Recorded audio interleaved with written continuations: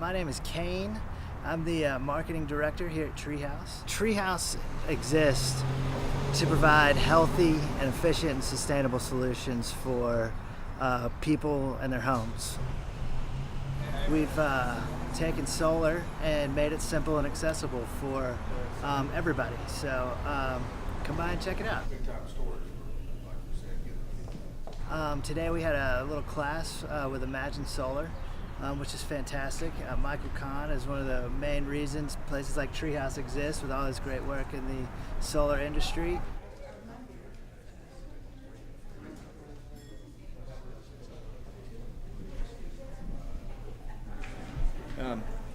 So why solar, why now?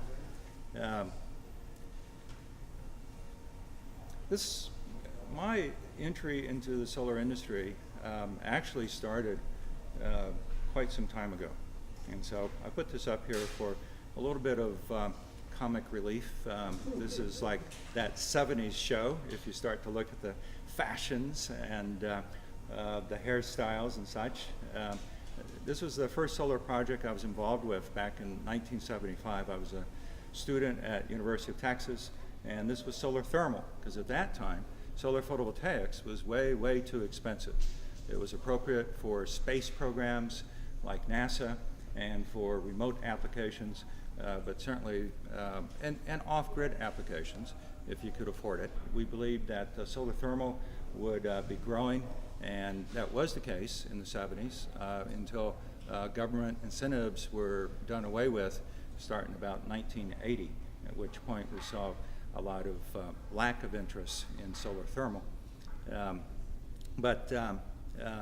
So this is a project I did with the University of Texas. I was a student. I saw an opportunity to actually volunteer for the summer and work on this project. And so these solar collectors you see are actually...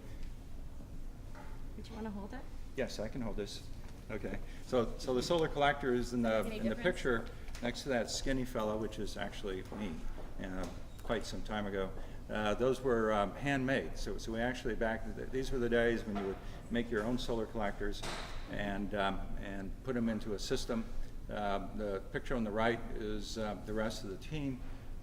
They were all engineers. I was not an engineer yet, but I knew how to work with wood and glass and metal, and so I did the actual construction kind of work on it. Well, it's been quite an adventure in solar, since that time. But it wasn't until really the last decade that things started to take off.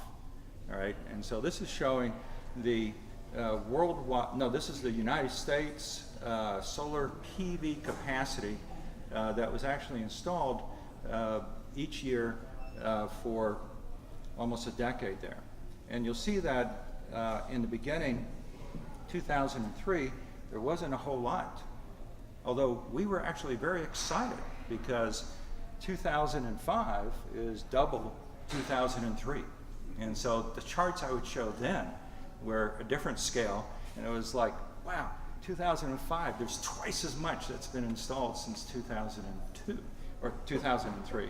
And then likewise, 2007 was like double what was installed in 2005. And we were very excited. And now, when you look at the chart and you start including the last several years, all that just looks like noise, right? And so you see that there has been just this tremendous sort of tipping point that has taken place in the United States just in the span of a few years. In fact, most of the capacity that's now in place has been put in place really just in the past 5 years.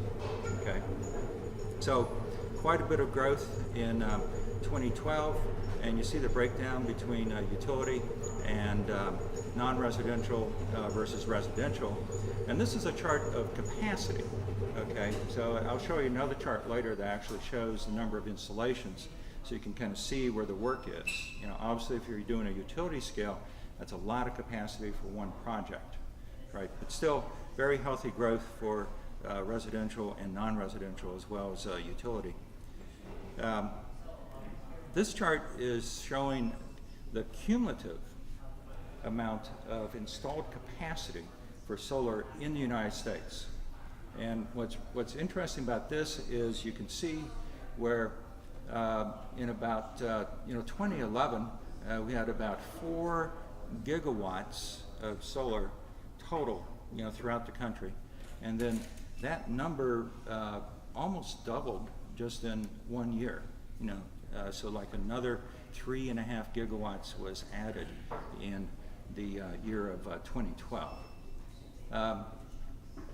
Going further, here's a demand forecast that was made some time ago, like back in 2011. And what you see is that the most optimistic forecast for what would be done in 2012 really was the orange line and the blue line.